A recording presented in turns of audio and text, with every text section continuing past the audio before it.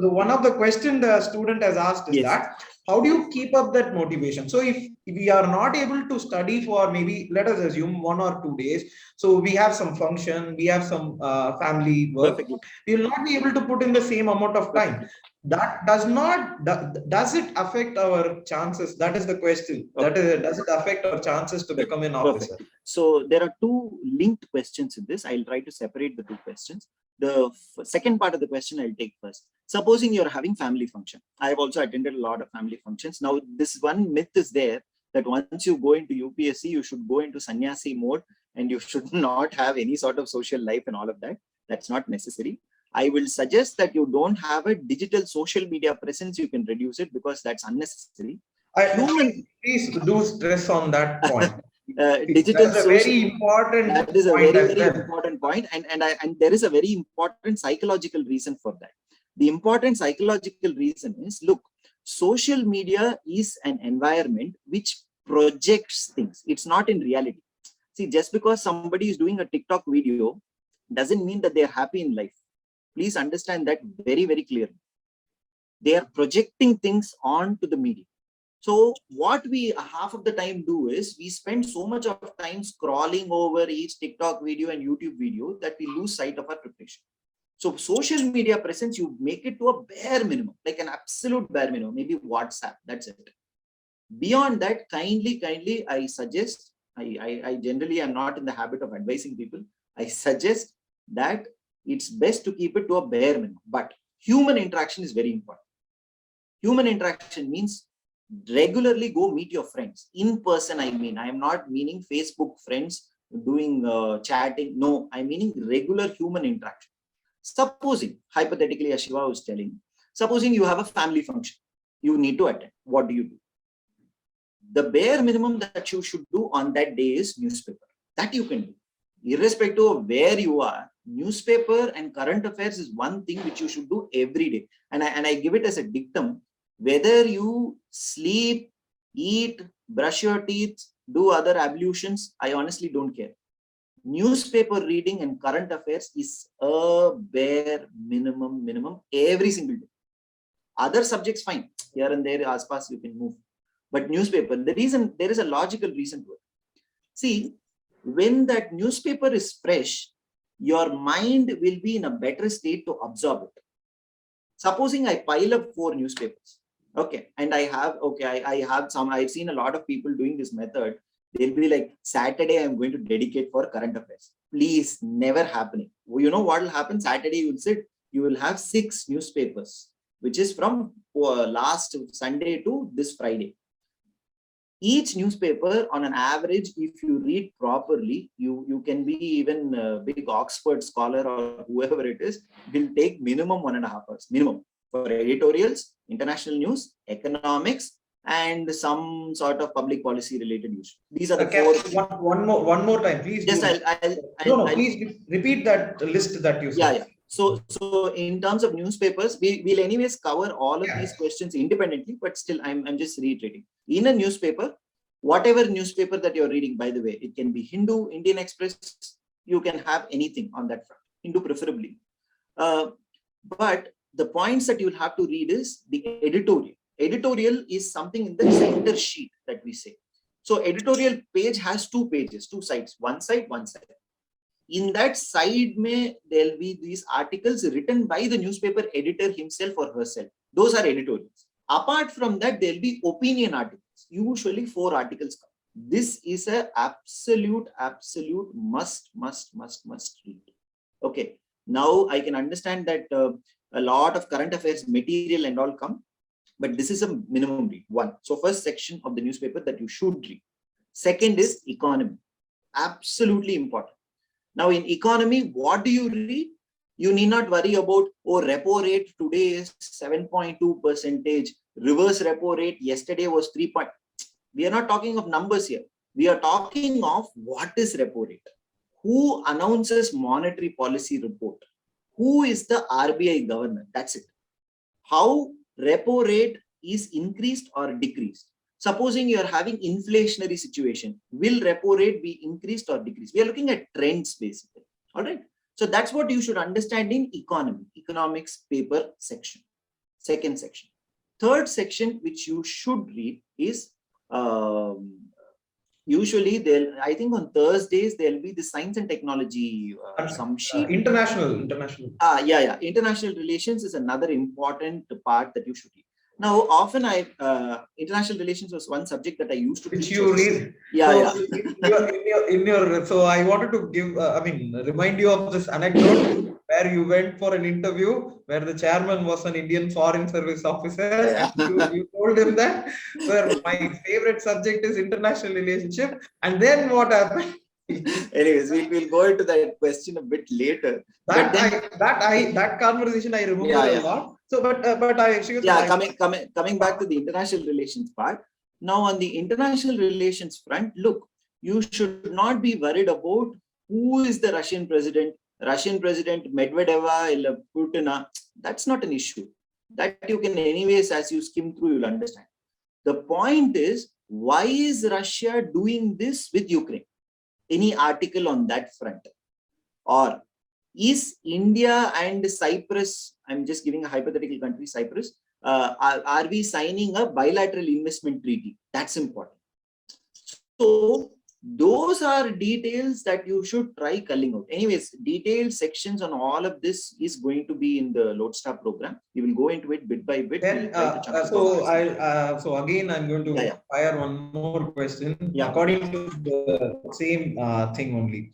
In terms of, I'll just summarize the question that was asked. So the question that was asked is, can we attend family functions, and is it allowed? Perfectly yes, because ultimately it's a human process. You are not a sannyasi, you are not a monk, you are not a renunciate to leave everything. You have familial problems and all of that. So you can attend, but the day when you attend it, newspaper, current affairs should be a bare minimum that you should finish.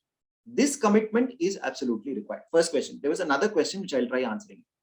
How to keep up the motivation? It's a very, very, very, very important question, because ultimately, if you look at our mindset, it will be in the form of a sine wave. I hope most of them are engineering students, so they will understand at least mathematics, they will know. Sine wave is something wherein it goes up, it comes down. It goes up, it comes down. How do you keep it up?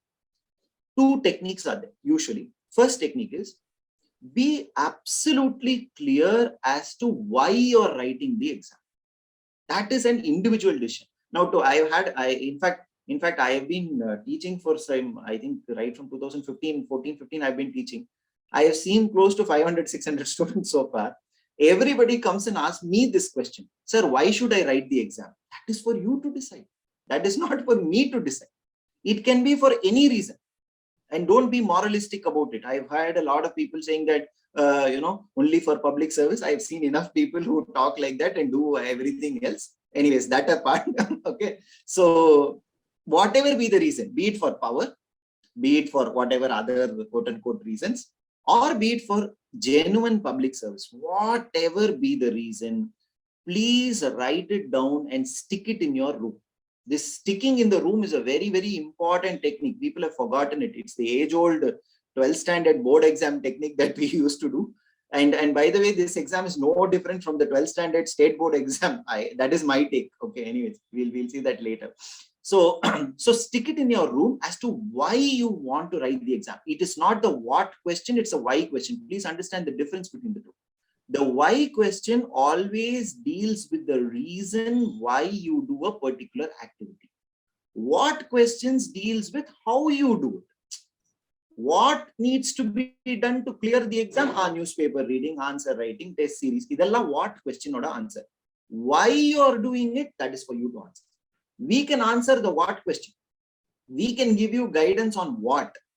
You will have to guide yourself on the why. Because every day when you wake up, believe you me, your friends would have been in some job, they will get regular salaries. I'm talking of people who have quit their jobs. Somebody will get married. Shiva and I might know a lot about it. Okay, somebody might get married. They might post a lot of videos. They will have children. They'll have this a lot. You will be sitting with Lakshmikant. You will be sitting with Article 40. You will be sitting with Directive Principles of State Policy. So the only motivation for you is the reason why you want to write this. Be very, very, very, very clear. So this is going to be that lodestar, as it were, to every day look at and look into. All right. So this has to provide your motivation. Other than that, there is no. So I'll move on to the next question because there are so many questions. Please. One question, one hardcore question I'll ask you. In terms of these balancing. Okay, so we were talking about the time necessary for studying for newspaper and things like that. But there is one more question as to how do you balance GS preparation, your optional paper, and newspaper reading? So this balancing is a very difficult task. Okay, but how do you, in terms of the methodologies? But we are going to talk about this in a very detailed fashion that Srivatsan will do. But in general, you give me an idea of how do you. Okay. So again, we take the help of mathematics. Okay. Since I'm a science student, I take that help. Now there is one concept called as differential calculus. If you look at it. Okay. What does differential calculus say? It says that whenever there are two variables, make one constant, vary the other. This is the simple logic that you will have to use for UPSC exam. Now let us look at all the subjects. GS, largely variable. Other than GS1, I'm talking of means. Other than that, largely variable. What do I mean by variable? Every day current affairs keeps changing. Suddenly some amendment to the constitution might come. Polity, some change might happen. International relations, who thought that this fellow Putin might go invade this country called Ukraine? No, entire international politics has changed. So GS is very much variable. So do not touch GS much in terms of varying part. Finish your optional first. Optional, most optional. Whatever be the option, from political science to Tamil literature to geography to history, whatever be it, will always be 70% static. Static meaning just content which you should understand and make sense of. Always, always finish your optional first. While finishing the optional, keep abreast with the current affairs. Because current affairs is your varying component. Be abreast meaning in terms of follow current affairs, take notes from newspapers and all of that. Finish your optionals first. That is always the technique. If you go for GS first, what will happen is, GS is a never-ending saga. I am telling this very, very clearly. No matter how many times you read the Indian Constitution, there will always be something which you will not know. Be very clear about it. There will always be some sort of international politics which you might not know. But that is not the reason in optional. In optional, if you spend that required, I would say 3 to 4 months is that minimum time that you'll have to spend for any optional. This is a minimum time. That 3 to 4 months of full activity that you spend on the optional, you will reap very rich dividends later. Your score will definitely go about 250 in optional. If you study optional properly, the score will go. Sorry to interrupt, this dividend part, please, because many might not understand as to the importance of this dividend, that is spending time for an optional. They will... I will just give my own personal example. Yes. So my marks, if you look at the distribution of my marks, my sociology marks was the highest that particular year throughout the country. Okay, so I scored somewhere around 270 out of 500 then. I mean, now also it's more than that. Yeah, so 270. That was the highest for that year. That was one. Second, my essay marks was around the top 1 to 2 percentile in that particular year. I scored around 146 that year. So these two marks virtually pushed me into the top. Then owing to interview and other reasons, I landed up in 282. That's a different reason. But we are not talking about that. We are basically talking about how important optional is. See, GS, almost all the people nowadays, they are getting 100 plus. If you study properly, that is. If you don't study, nothing is happening. But if you study properly, almost all the people are getting above that 90, 100 and things. Where is the difference coming from? The difference is coming from just 3 papers. Optional, which is optional 1 and 2 paper, essay, and there is this elephant in the room called as ethics. These are the 3 papers which are going to decide where you're going to feature in the list. I am giving an open challenge to anyone. People who don't fare well in these 3, they are out of it. This is how the statistical distribution is. So these 3 papers are going to be very important. And you know what's the interesting part in it? Ethics is fairly constant. If you look at it, ethics, like what they talk of Sanatana Dharma these days, right? So in way of, there is an element of constancy. Once I study Aristotle, once I know a little bit of Gandhi, once I know a little bit of philosophers, I am done with ethics. I need not keep updating myself. And then case studies is one part which I need to put in a little bit of effort just to understand how to write case studies. Once I do that, out of 250 marks, which is there for ethics, sure shot, I am going to get 100 plus. Sure shot, 100%. Unless and otherwise, in some rare events like what happened to me, most of the cases you're going to get 90 to 100 plus, sure shot. So your scores are very high. Optional, aim at somewhere close to 250 plus. That is the range where you will have to again and again. So therefore, these 2 subjects, and essay, we'll again come back to that later. So therefore, these 2 subjects will form the centerpiece of your main strategy.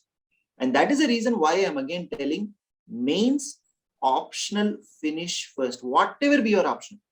It can be Pali literature, it can be mechanical engineering, it can be electrical engineering, anthropology, sociology, whatever be it. That's your choice. But finish it off first. While finishing the optional, go through current affairs. That is how you should generally strategize. So by the time you finish your optional, I'll just take 1 more minute for this. I know I'm extending a little bit. I'll just take 1 more minute. So usually preparation starts for people by the month of June for the next prelims. Usually that's how it is. Okay. So you start off with June, assume. June of this year, say 2022, assume you had started then. Optional, you study for 3 to 4 months, 4 months, good time. So by the time you reach October, you should be 50% okay with your option. From October onwards, you can focus on GS prelims, GS mains. That's all you have. Imagine the alternative. The alternative, if you do, supposing I start with GS in June, then by the time I come to October, my prelims pressure will start to build up. Prelims I don't know MCQs, Article 14, 16, bowling, fielding, and all of these problems will come up. So anyways, you'll have to focus on prelims from November. Usually prelims happens in the month of May. So therefore, the wise strategy will be first finish off optionals. I'm talking of those people who are taking up fresh. We can obviously tailor the strategies for people individually. That's different. But the general strategy is finish your optionals first. Have a decent grip over it. You need not be an expert in it. That's not required. Have a decent grip. Then you can focus your entire mind on GS. Otherwise, whenever you open your GS textbook, you'll think about optional. Optional